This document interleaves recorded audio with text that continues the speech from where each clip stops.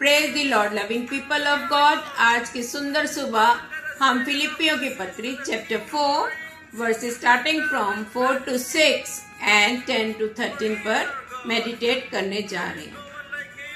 My dear friends, आप जानते हैं पौलुस ने 13 लेटर्स लिखी हैं, न्यू टेस्टामेंट 13 लेटर्स लिखी हैं। और जो ये फिलिपियों की पत्री उसमें तब लिखी जबकि वो जेल में बंद था और बहुत ही एडवर्स सिचुएशंस में था, तो उसके फेवर में नहीं थी सिचुएशंस, लेकिन इतनी सारी तकलीफों में, परेशानियों में, अनसर्टेनिटी में, ऑपोजिशन में होते हुए भी उसको बिल्कुल उसके माथे पे शिकन नहीं था, उसने कोई शिकायत नहीं की, लेकिन उसने क्या खुशी और शांति और फेथ ही दिखाया। उसने खुशी, शांति और फेथ ही दिखाया। कोई शिकन उसके माथे पर नहीं था या उसे कोई चीज की वो नहीं थी कि, और ना कोई कंप्लेंट थी उसको। जी हाँ मेरे प्रियो, आज के युग में भी हर एक इंसान, हर फैमिली में, घर घर में लोग ऐसी एडवर्स सिचुएशंस में से होकर गुजर रहे हैं। इतने मेंटली डिप्रेस्ड हैं, ऐसे स्ट्रेस में हैं, और कोई फाइनेंशियल उनके पोजीशंस अच्छी नहीं है, घर का बोझ, घर जाए तो घर में परेशानियां, और इनकम थोड़ी है, और रिलेशनशिप में एक खिंचाव है, बहुत सारी तरह तरह की परेशानियां हैं। आप सब जानते हैं और मालूम है दुनिया में आज क्या हो रहा है घर घर में। और फिर हम लोग ब्लेम करते हैं कि ये मेरे साथ ही ऐसा क्यों होता है, क्वेश्चन करते हैं कि मेरे साथ ही ऐसा क्यों हो रहा है। मैं तो कोई पाप भी नहीं करता, मैं प्रार्थना विनती भी करता हूँ, मैं आराधना स्तुति भी करता हूँ, क्यों हो रहा है मेरे साथ ऐसा, कंप्लेंट करते हैं। लेकिन पौलुस प्रेरित ने इतना सब सहने के बावजूद भी उसको कितना डिग्रेड किया गया, लेकिन उसने कभी भी शिकायत नहीं करी, कंप्लेंट नहीं की मेरे प्रियो। और आज इसी को देखने के लिए हम खोलेंगे फिलिपियंस चैप्टर 4 वर्सेस 4 to 6 पहले हम देखेंगे। मैं आपके सामने पढ़ने जा रही हूं। प्रभु में सदा आनंदित रहो, मैं फिर कहता हूं आनंदित रहो। तुम्हारी कोमलता सब मनुष्य पर प्रकट हो। प्रभु निकट है। किसी भी बात की चिंता मत करो, परंतु हर एक बात में तुम्हारे निवेदन, प्रार्थना और विनती के द्वारा धन्यवाद के साथ परमेश्वर के सम्मुख उपस्थित किए जाएं। तब परमेश्वर की शांति जो सारे समझ से परे है, तुम्हारे हृदय, तुम्हारे विचारों को मसीह यीशु में सुरक्षित रखेगी। जी हाँ मेरे प्रियो, और ये जो है एक सजेशन नहीं है, ये पौलुस हमें एक सजेशन नहीं दे रहा, लेकिन एक ये स्पिरिचुअल प्रिंसिपल है। जो ये परमेश्वर का वचन है, परमेश्वर के ही शब्द हैं, और जो पौलुस ने इस पत्री में लिखा है। और ये एक सजेशन नहीं है, लेकिन स्पिरिचुअल प्रिंसिपल है, क्योंकि खुशियाँ दुनिया की सिचुएशन पर डिपेंड नहीं है। हमारी जो खुशियाँ हैं दुनिया की सिचुएशंस पर डिपेंड नहीं है। आज हमारे पास बहुत कुछ है तो हम खुश हैं, नहीं है तो हम दुखी हैं। आज देखिए जिसके पास लाखों करोड़ों रुपया, तो वो भी खुश नहीं है, वो भी सुकून से नहीं जी रहा है, उसकी भी रातों की नींद खराब है। तो फिर ऐसे पैसे से क्या फायदा? यही वो हमें बताना चाह रहा है। अगर हम सर्कमस्टांसेस देखकर जिएंगे तो कभी लास्टिंग पीस हमें नहीं मिलेगा, और हम सर्कमस्टांसेस को, अपनी सिचुएशंस को देखेंगे, कभी हमें मन की शांति, हमें दिल का सुकून नहीं मिल सकता है। यही इन वचनों के द्वारा पौलुस हमें समझाना चाहता है मेरे प्रियो। लेकिन जब हमारी निगाहें परमेश्वर की ओर टिकी रहती हैं, टिकी होती हैं तो अंधकार में भी उम्मीद की रोशनी नजर आती है। चाहे हमारे जीवन में कितना ही अंधकार क्यों ना हो, हमारी सिचुएशन अंधकार की तरह, अंधेरे की तरह क्यों ना हो कि हमें कुछ सूझ नहीं रहा हम क्या करें, लेकिन जब हम परमेश्वर के पास जाएंगे, उससे रूबरू होएंगे, उससे बातचीत करेंगे, तो हमें एक आशा की किरण दिखाई देगी, एक हमें रोशनी दिखाई देगी कि हाँ, हमारे जीवन में कुछ हो सकता है। और वर्स 6 में पॉल हमें कहते हैं कि वरी से वर्शिप की तरफ चलिए। वो क्या कहते हैं हमें कि अपनी फिक्रों चिंताओं की जगह अपनी आराधना स्तुति में चलिए, प्रार्थना करिए, आराधना करिए। एक गीत भी है ना, आराधना में है छुटकारा, आराधना में है चंगाई। तो पौलुस हमें यही सिखाना चाहते हैं कि हमें प्रार्थना और आराधना करनी है तो सब बंधन टूटेंगे। हम अपने परमेश्वर से अगर रूबरू होंगे तो हमें मन की शांति मिलेगी, हमें कोई ना कोई वो हमारे लिए रास्ता हमें दिखाएगा। जब हम टेंशन्स में, एंजाइटी को, स्ट्रेस को प्रार्थना और आराधना में रखते हैं तो वो हमारी परमेश्वर हमारे मन मस्तिष्क को अपनी शांति और आनंद से भर देता है। जैसे आप छोटा सा एग्जाम्पल है, हमारे बच्चे हैं, चाहे छोटे हैं बड़े हैं, उनको कोई भी परेशानी होती है, वो दौड़े दौड़े मम्मी पापा के पास आते हैं और आके अपनी परेशानी बताते हैं, और मम्मी पापा उसकी उस परेशानी को, उस मुश्किल को हल करने की कोशिश करते। तो बीइंग मतलब एक संसारिक माता पिता होने के नाते जब हमें अपने बच्चों की इतनी चिंता है, हम उनकी परेशानी को सॉल्व करने की कोशिश करते हैं, तो क्या हमारा आत्मिक पिता जो स्वर्ग में रहता है, जिसने हमें अपने स्वरूप में बनाया है, तो क्या वो हमारी परेशानी को दूर नहीं करेगा? तो हम इधर उधर क्यों ताके, अपनी परेशानियां लेके दाएं बाएं क्यों ताके, दूसरों के मुंह क्यों देखे? उसने कहा है ना, अपना बोझ मुझ पर डालो, मैं तुम्हें संभालूंगा। मेरा जुआ सहज है, मेरा जुआ सहज है, और तुम मेरे जुए को उठाओ। और सारी हमारी परेशानियों का, दुखों का, तकलीफों का, जैसे पहाड़ जैसी भी क्यों ना समस्याएं हो, अगर हम उसको आगे रखेंगे, अपना बोझ उस पर डालेंगे, तो कोई ना कोई वो रास्ता हमारे लिए निकाल लेगा।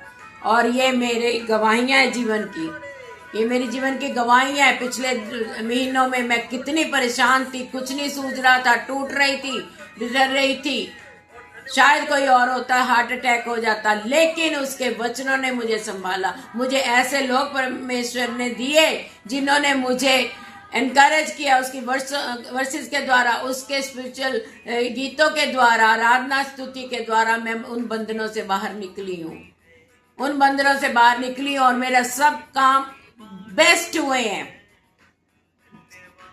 उसने कहा मैं ना छोड़ूंगा, ना छोड़ूंगा, मैं तुझे कभी नहीं छोड़ूंगा।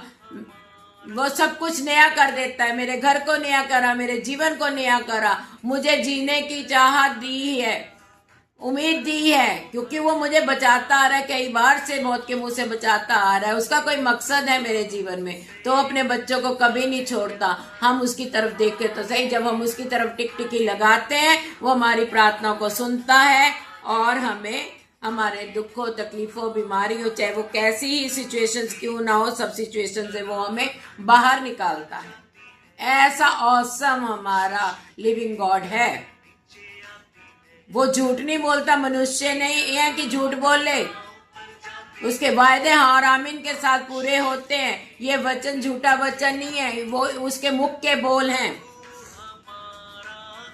वो कहता तू क्यों चिंता करता है मेरे बेटे, मेरी बेटी, तू क्यों चिंता करती है, अपना बोझ मुझ पर डाल।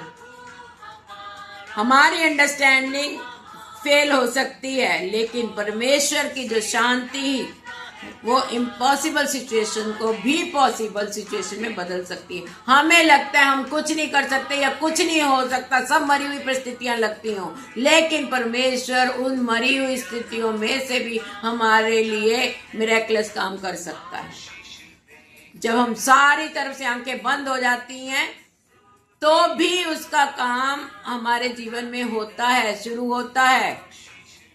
हमें पेशेंस रखनी है, ये नहीं है कि जैसे हमने मांगा अभी पूरा हो जाए। आप हथेली पे सरसों जमा सकते हैं? नहीं, उसको भी टाइम लगता है। आज एंजाइटी, फियर, स्ट्रेस, अनसर्टेनिटी हर तरह इस कदर बढ़ गई है, और अपने जो मैंने फील किया, जो अपने करीबी अजीजों को भी मैं देख रही हूँ, जब मैं पर्सनली मिलती हूँ या उनके मुझे मैसेजेस आते हैं कि क्यों साइलेंट हो गए, क्यों इस सिचुएशन में हैं, और क्यों हमारी प्रार्थनाएं जो हम कर रहे हैं व्यर्थ जा रही हैं, ऐसा लगता है। नहीं, वो तब मुझे परमेश्वर का वचन मुझे और स्ट्रांग बनाता है कि मैं उनकी परेशानियों को समझूं, उसके मुताबिक मैं वचनों को निकालूं, ताकि मैं थोड़ी सी उनको तसल्ली दे सकूं उसके वचन के द्वारा। मैं कुछ नहीं हूं, ना मुझे कुछ आता है, लेकिन मैं कोशिश करती हूँ, क्योंकि उसका मकसद मेरे जीवन में है कुछ, कि मैं किसी के लिए छोटा सा एक दीपक बन सकूं, जिसकी मैं परेशानियों को मैं अपने साथ बांट दूं। उस समय तो मैं अपनी भी परेशानियां भूल जाती हूँ, जब मैं अपने के सामने वाले के दुख को, तकलीफ को सुनती हूँ, समझती हूँ, तो मैं उनको कोशिश करती हूँ उसके वचन के द्वारा उनको एनकरेज करने की, इंस्पायर करने की, मोटिवेट करने की कोशिश करती हूँ कि मेरा एक छोटा सा शब्द उनके लिए एक अच्छा काम करे, उनको जीवन में उन्हें तसल्ली मिले, फिर एक उम्मीद, आशा की किरण उनके जीवन में जागे। आज लोग इसी फेज से गुजर रहे हैं, ज्यादा से ज्यादा लोग इसी फेज से गुजर रहे हैं, और इन वचनों के द्वारा ही हम एक दूसरे को तसल्ली दे सकते हैं, और इन वचनों के द्वारा मुझे भी तसल्ली मिलती है, मेरा भी फेथ बढ़ता है, क्योंकि बार बार सिचुएशन ऐसी आती है, दुष्ट तो मुंह फाड़े खड़ा है ना, कि वो तो हमें तोड़ना चाहता है, हर भरसक प्रयत्न करता है हमें तोड़ने का, लेकिन वो हारा था, हारा है, हारा रहेगा, क्योंकि प्रभु यीशु मसीह ने उसको क्रूस पर अपने पैरों के तले रौंद दिया। वो हमें थोड़ा सा परेशान कर सकता है, हमें तोड़ नहीं सकता, क्योंकि हमारा जीवित परमेश्वर हमारे साथ है, और उसने हमें जयवंत से बढ़कर बनाया है। उसने कहा है ये मांस और लहू का युद्ध नहीं है, ये आत्माओं का युद्ध है, मैं तुम्हारे लिए लड़ूंगा। तो हम क्यों चिंता करें, हम अपना बोझ उस पर डालें, अपने प्रार्थना, अपने निवेदन हम उसके ऊपर रखें, उस पर ऊपर छोड़ दें, वो हमारी प्रार्थनाओं का उत्तर हाँ और आमीन के साथ देगा। और वो ये वचन हमें याद दिलाते हैं कि प्रेयर और वर्शिप हमारी वीकनेस नहीं है, कि हम गिड़गिड़ा रहे हैं, प्रार्थना कर रहे हैं, नहीं, ये हमारी नहीं है, वीकनेस नहीं है, ये हमारा ग्रेटेस्ट स्ट्रेंथ है। जैसे कि हम कहते हैं ना, prayer is the best medicine, तो ये हमारी ग्रेटेस्ट स्ट्रेंथ है, प्रेज एंड वर्शिप और प्रेयर। इसके द्वारा सब बंधन टूटेंगे।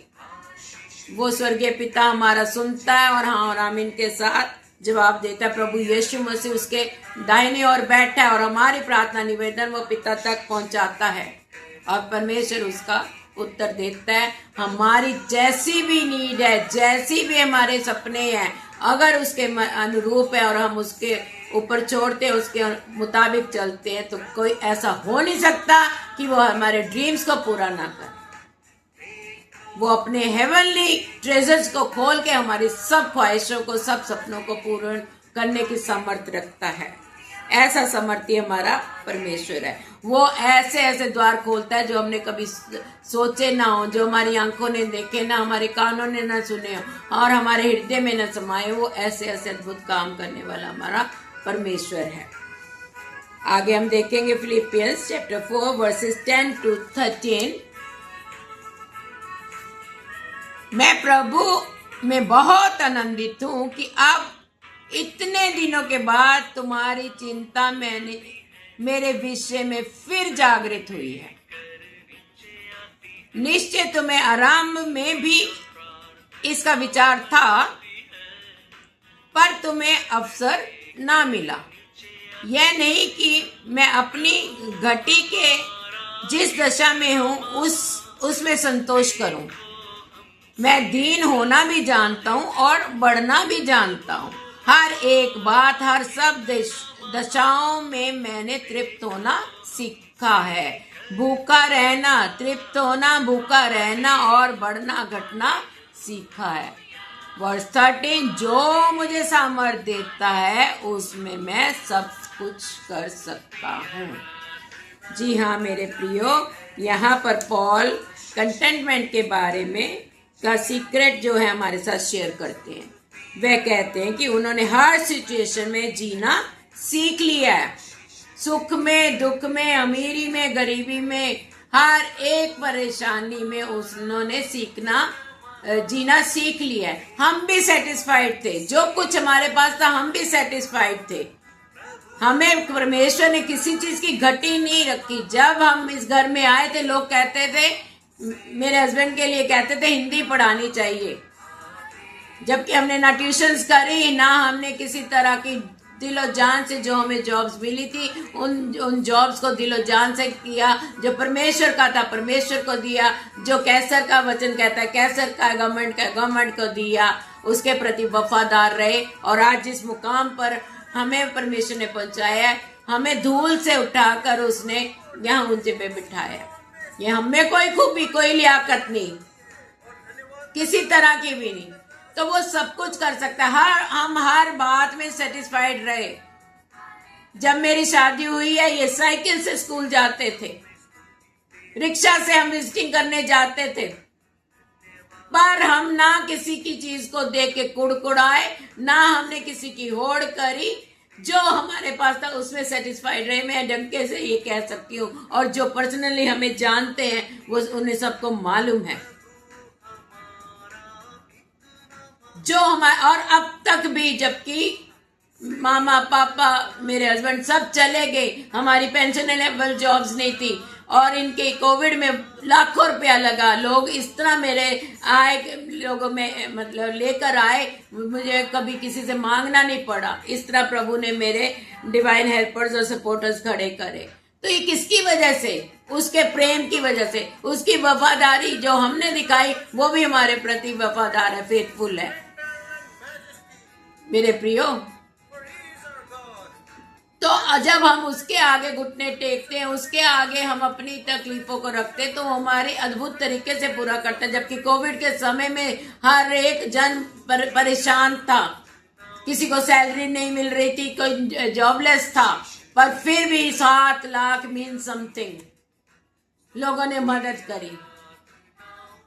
मेरे पास 1000 जुबानें भी हों तो ना तो मैं परमेश्वर का शुक्रिया अदा कर सकती हूँ। मेरा रोम रोम उसका आभारी है, और उन लोगों का जो मेरे साथ मददगार थे, हमारे पूरे परिवार के साथ थे, हैं, और जो आगे भी है, चाहे वो फिजिकली हो, चाहे स्पिरिचुअली हो, चाहे मेंटली हो, चाहे फाइनेंशियली हो, इमोशनली हो। मैं उन लोगों की मैं हृदय से शुक्रगुजार हूँ।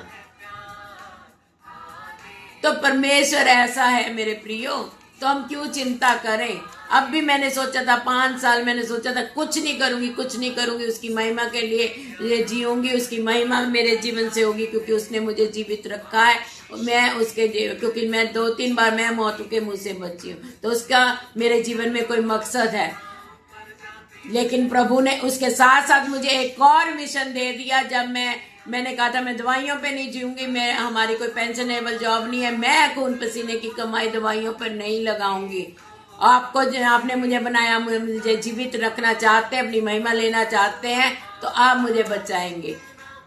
हेल्थ चैलेंजेस ऐसा नहीं है, आ रहे थे पहले भी, लेकिन अपनी फिजिकल हेल्थ को नजरअंदाज करते हुए मैंने अपने मामा पापा, अपने हस्बैंड, अपने घर की, अपनी जॉब को मैंने पूरे ईमानदारी से किया है। और परमेश्वर ने मुझे फिर एक फरिश्ते की तरह ऐसी लेडी को भेजा, 2019 में आई थी, जब उन्होंने फिर मुझे देखा, मेरे फेसबुक पे देखा होगा कि मैं डिप्रेशन में हूँ, और मैं बहुत ज़्यादा परेशान थी, क्योंकि अभी लास्ट ईयर मेरे एक भाई एक भाभी 1 महीने के अंदर में चले गए। पिछले 6 साल से मैं घर नहीं जा पाई थी। फिर उनके फ़ोन आने शुरू हुए, तो मैंने कहा परमेश्वर खुद उतर के नहीं आता, किसी के द्वारा काम करता है।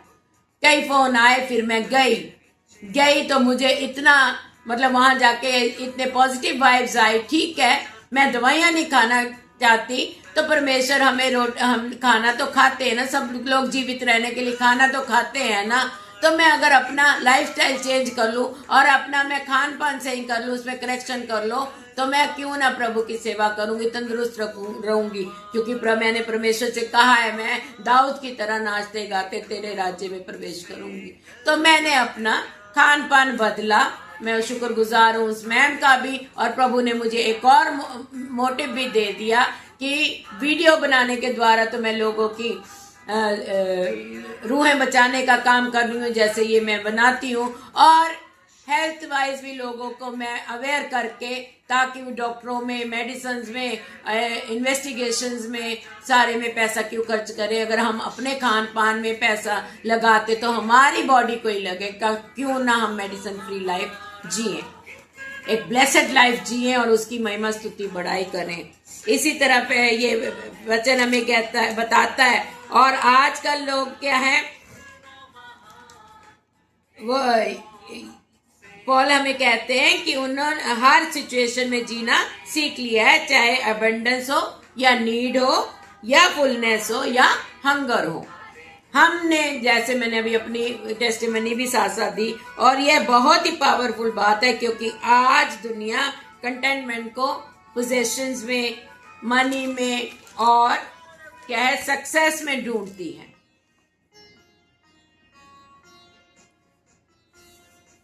और लेकिन पॉल कहता है कि रियल जो स्ट्रेंथ और सेटिस्फेक्शन है सिर्फ मसीह में आती है, और तभी तो वो कहता है मैं मसीह के द्वारा सब कुछ कर सकता हूं जो मुझे शक्ति देता है। और यही विश्वास आपका और हमारा भी होना चाहिए कि हम मसीह में सब कुछ कर सकते हैं, क्योंकि हमारी दुर्बलताओं में उसकी समर्थ काम करती है। सब कुछ का मतलब यह नहीं जो भी काला पीला करे सब कुछ कर सकते हैं, नहीं, जो उसकी मर्जी के अनुरूप है वो हम सब कुछ कर सकते हैं। जिससे किसी का भला हो वो हम सब कुछ कर सकते हैं, जिससे दूसरे का उद्धार हो वो हम सब कुछ कर सकते हैं। तो वो रास्ते आसान करता है। और इसका मतलब सिर्फ ये है कि सक्सेस अचीव करना ही नहीं, अगर गहराई से हम देखें तो जीसस हर सिचुएशन फेस करने की हमें स्ट्रेंथ देते हैं। किससे मिलती है? प्रभु यीशु मसीह के द्वारा हर परिस्थिति को में हमें निकलने की सामर्थ कौन देता है? हमारा जीवित परमेश्वर। अगर हम उस पर फोकस करेंगे, उसकी तरफ देखेंगे, हमारी टकटकी उसकी तरफ लगी रहेगी, तो वो हमें समर्थी बनाएगा। चाहे कैसी भी परिस्थितियां क्यों ना हो, वो हमारे लिए मार्ग निकालेगा और हम सब बुराइयों से, सब तकलीफों से, परेशानियों से निकल जाएंगे। वो हमें हाथ पकड़कर निकालेगा।